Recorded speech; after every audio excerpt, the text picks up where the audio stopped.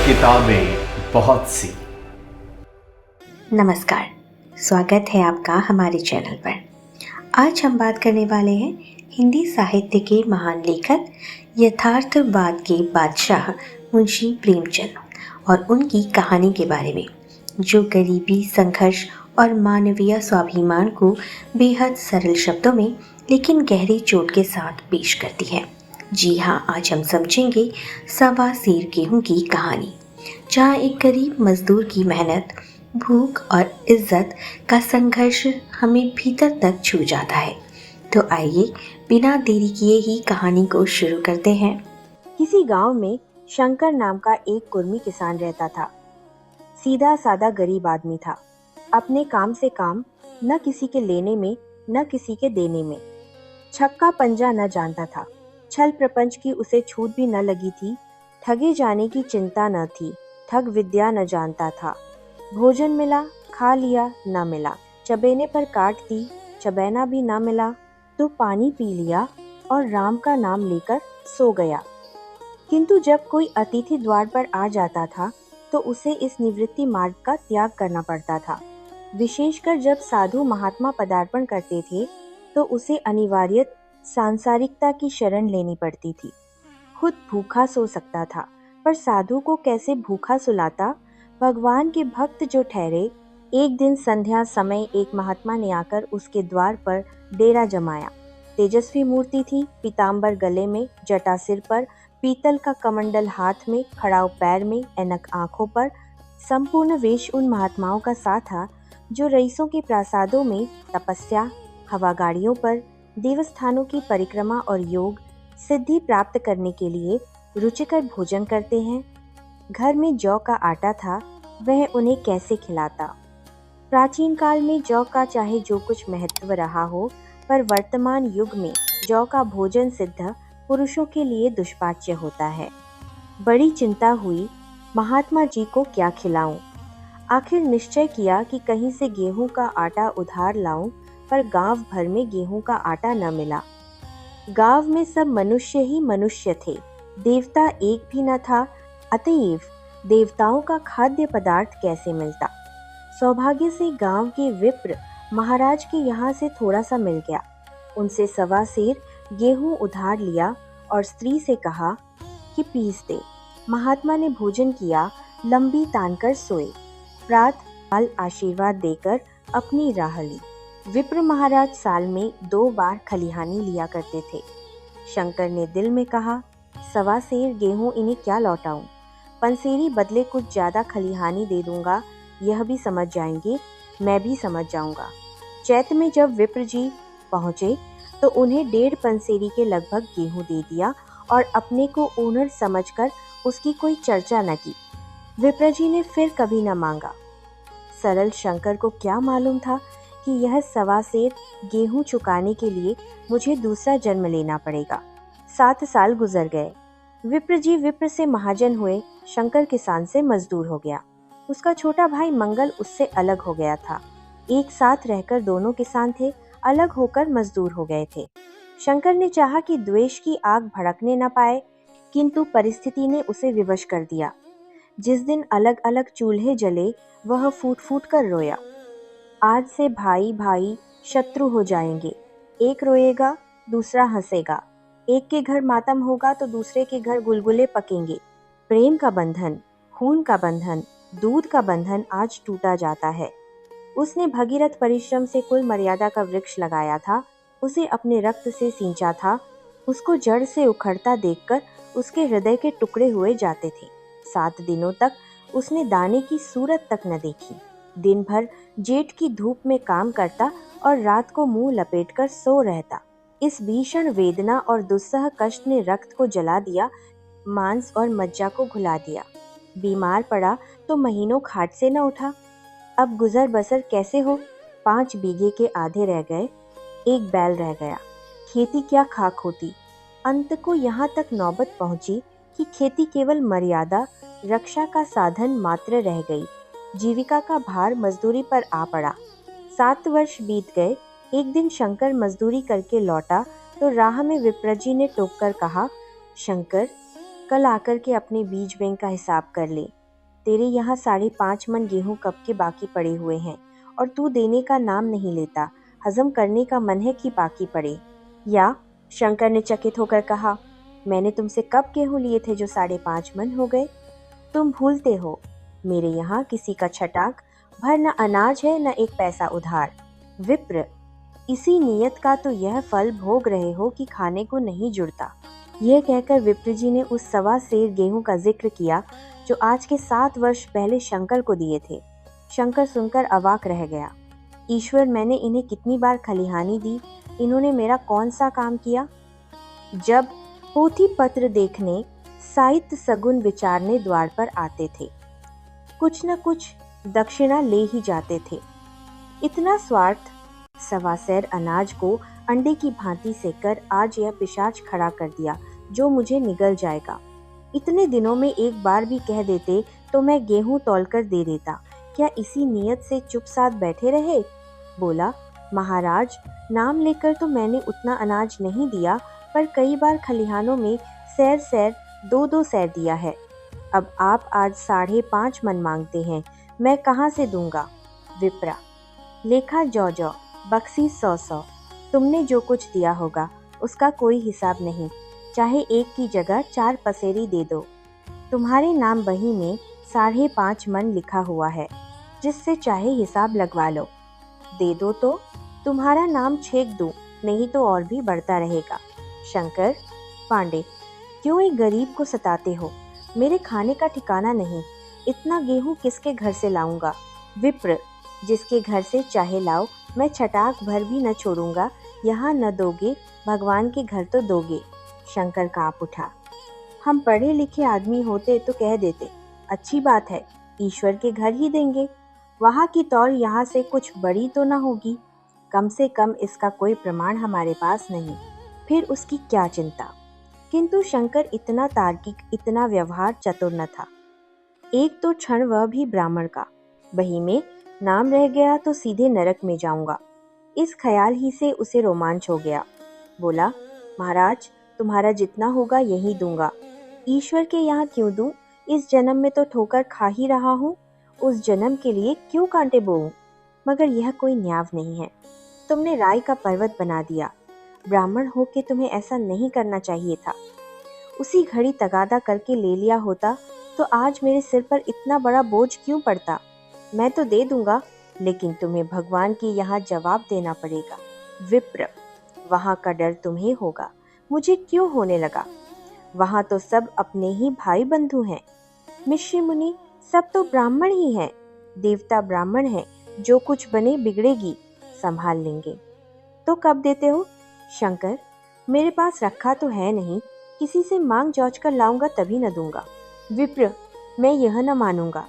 7 साल हो गए, अब एक दिन का भी मुलाहिजा न करूंगा। गेहूं नहीं दे सकते तो दस्तावेज लिख दो। शंकर, मुझे तो देना है, चाहे गेहूं लो चाहे दस्तावेज लिखाओ, किस हिसाब से दाम रखोगे? विप्र, बाजार भाव 5 सेर का है, तुम्हें 5.25 सेर का काट दूंगा। शंकर, जब दे ही रहा हूं तो बाजार भाव काटूंगा, पाव भर छुड़ाकर क्यों दोषी बनूं? हिसाब लगाया तो गेहूं के दाम 60 रुपए हुए। 60 रुपए का दस्तावेज लिखा गया, 3 सैकड़े सूद। साल भर में न देने पर सूद की दर 2.5 रुपये सैकड़े। 8 आने का स्टाम्प, 4 आने दस्तावेज की तहरीर शंकर को ऊपर से देनी पड़ी। गांव भर ने विप्र जी की निंदा की, लेकिन मुंह पर नहीं। महाजन से सभी का काम पड़ता है, उसके मुंह कौन आए? शंकर ने साल भर तक कठिन तपस्या की। मियाद के पहले रुपये अदा करने का उसने व्रत सा कर लिया। दोपहर को पहले भी चूल्हा न जलता था, चबैने पर बसर होती थी, अब वह भी बंद हुआ। केवल लड़के के लिए रात को रोटियां रखती जाती। पैसे रोज का तंबाकू पी जाता था, यही एक व्यसन था जिसका वह कभी न त्याग कर सका था। अब वह व्यसन भी इस कठिन व्रत की भेंट हो गया। उसने चिलम पटक दी, हुक्का तोड़ दिया और तंबाकू की हांडी चूर चूर कर डाली। कपड़े पहले भी त्याग की चरम सीमा तक पहुंच चुके थे, अब वह प्रकृति की न्यूनतम रेखाओं में आबद्ध हो गए। शिशिर की अस्थिभेदक शीत को उसने आग तापकर काट दिया।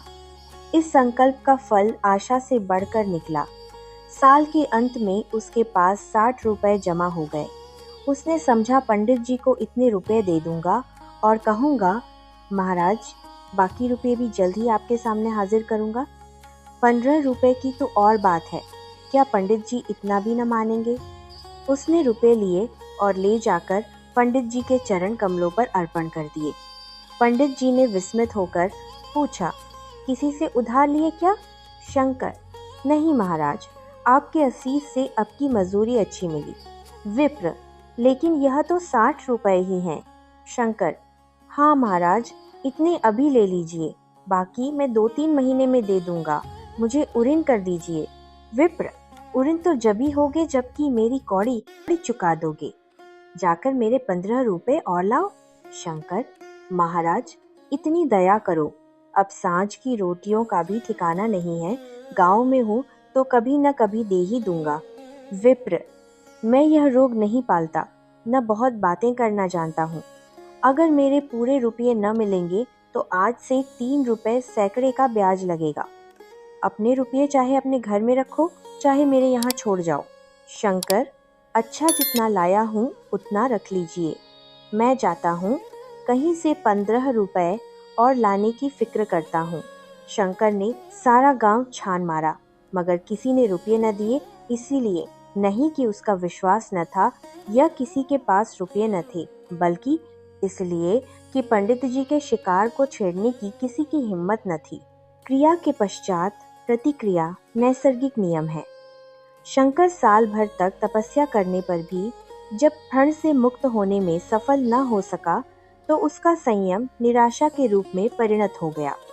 उसने समझ लिया कि जब इतना कष्ट सहने पर भी साल भर में 60 रुपए से अधिक न जमा कर सका, तो अब और कौन सा उपाय है जिसके द्वारा इसके दूने रुपये जमा हों। जब सिर पर ठंड का बोझ ही लादना है तो क्या मन भर का और क्या सवा मन का।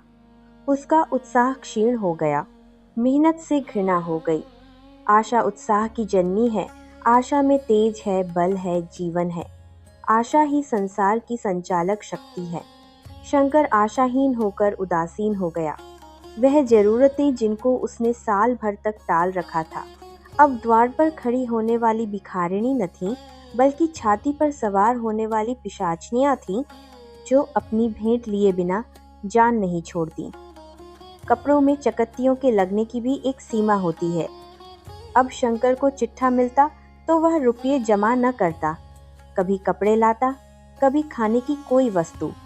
जहाँ पहले तमाकू ही पिया करता था, वहाँ अब गांजे और चरस का चस्का भी लगा। उसे अब रुपये अदा करने की कोई चिंता न थी, मानो उसके ऊपर किसी का एक पैसा भी नहीं आता। पहले जूड़ी चढ़ी होती थी, पर वह काम करने अवश्य जाता था, अब काम पर न जाने के लिए बहाना खोजा करता। इस भांति 3 वर्ष निकल गए। विप्रजी महाराज ने एक बार भी तकाजा न किया। वह चतुर शिकारी की भांति अचूक निशाना लगाना चाहते थे। पहले से शिकार को चौंकाना उनकी नीति के विरुद्ध था। एक दिन पंडित जी ने शंकर को बुलाकर हिसाब दिखाया। 60 रुपए जो जमा थे, वह मिन्हा करने पर अब भी शंकर के जिम्मे 120 रुपए निकले। शंकर, इतने रुपए तो उसी जन्म में दूंगा, इस जन्म में नहीं हो सकते। विप्र, मैं इसी जन्म में लूंगा, मूल न सही सूद तो देना ही पड़ेगा। शंकर, एक बैल है, वह ले लीजिए, और मेरे पास रखा क्या है। विप्र, मुझे बैल बदिया लेकर क्या करना है, मुझे देने को तुम्हारे पास बहुत कुछ है। शंकर, और क्या है महाराज। विप्र, कुछ है, तुम तो हो, आखिर तुम भी कहीं मजूरी करने जाते ही हो, मुझे भी खेती के लिए मजूर रखना ही पड़ता है। सूद में तुम हमारे यहाँ काम किया करो, जब सुविधा हो मूल को दे देना। सच तो यूँ है कि अब तुम किसी दूसरी जगह काम करने नहीं जा सकते जब तक मेरे रुपये नहीं चुका दो। तुम्हारे पास कोई जायदाद नहीं है, इतनी बड़ी गठरी मैं किस एतबार पर छोड़ दूं? कौन इसका जिम्मा लेगा कि तुम मुझे महीने महीने सूद देते जाओगे, और कहीं कमाकर जब तुम मुझे सूद भी नहीं दे सकते तो मूल की कौन कहे। शंकर, महाराज, सूद में तो काम करूँगा और खाऊंगा क्या? विप्र, तुम्हारी घरवाली है, लड़के हैं, क्या वे हाथ पाँव कटा के बैठेंगे? रहा मैं, तुम्हें आधा सेर जौ रोज कलेवा के लिए दे दिया करूँगा। ओढ़ने को साल में एक कंबल पा जाओगे, एक मिर्जई भी बनवा दिया करूँगा। और क्या चाहिए? यह सच है कि और लोग तुम्हें छह आने देते हैं, लेकिन मुझे ऐसी गरज नहीं है। मैं तो तुम्हें रुपये भरने के लिए रखता हूँ। शंकर ने कुछ देर तक गहरी चिंता में पड़े रहने के बाद कहा, महाराज, यह तो जन्म भर की गुलामी हुई। विप्र, गुलामी समझो चाहे मजूरी समझो, मैं अपने रुपये भराए बिना तुमको कभी न छोड़ूंगा। तुम भागोगे तो तुम्हारा लड़का भरेगा। हाँ, जब कोई न रहेगा तब की बात दूसरी है। इस निर्णय की कहीं अपील न थी। मजूर की जमानत कौन करता? कहीं शरण न थी, भागकर कहाँ जाता? दूसरे दिन से उसने विप्रजी के यहाँ काम करना शुरू कर दिया। सवा सेर गेहूं की बदौलत उम्र भर के लिए गुलामी की बेड़ी पैरों में डालनी पड़ी। उस अभागे को अब अगर किसी विचार से संतोष होता था तो यह था कि वह मेरे पूर्व जन्म का संस्कार है। स्त्री को वे काम करने पड़ते थे जो उसने कभी न किए थे। बच्चे दानों को तरसते, लेकिन शंकर चुपचाप देखने के सिवा और कुछ न कर सकता था। वह गेहूं के दाने किसी देवता के शाप की भांति यावत जीवन उसके सिर से न उतरे। शंकर ने विप्र जी के यहाँ 20 वर्ष तक गुलामी करने के बाद इस दुस्सार संसार से प्रस्थान किया। 120 रुपए अभी तक उसके सिर पर सवार थे। पंडित जी ने उस गरीब को ईश्वर के दरबार में कष्ट देना उचित न समझा। इतने अन्यायी, इतने निर्दयी न थे। उसके जवान बेटे की गर्दन पकड़ी। आज तक वह विप्र जी के यहाँ काम करता है। उसका उद्धार कब होगा? होगा भी या नहीं, ईश्वर ही जाने। श्रोताओं, इस वृत्तांत को कपोल कल्पित न समझिए। यह सत्य घटना है। ऐसे शंकरों और ऐसे विप्रों से दुनिया खाली नहीं है। तो दोस्तों, यह थी मुंशी प्रेमचंद्र जी की लिखी दिल को छू लेने वाली, झकझोर देने वाली कहानी सवा सेर गेहूं, जो हमें सिखाती है कि इंसान का असली वजन न शरीर से होता है न पैसों से, बल्कि उसकी मेहनत, ईमानदारी और आत्मसम्मान से होता है। अगर आपको यह वीडियो पसंद आया हो तो लाइक ज़रूर करें और ऐसे ही साहित्यिक कंटेंट के लिए हमारे चैनल को सब्सक्राइब करना ना भूलें। नीचे कमेंट करके ज़रूर बताइए कि आप अगली कहानी कौन सी सुनना चाहते हैं। धन्यवाद। मिलती हूँ अगली वीडियो में।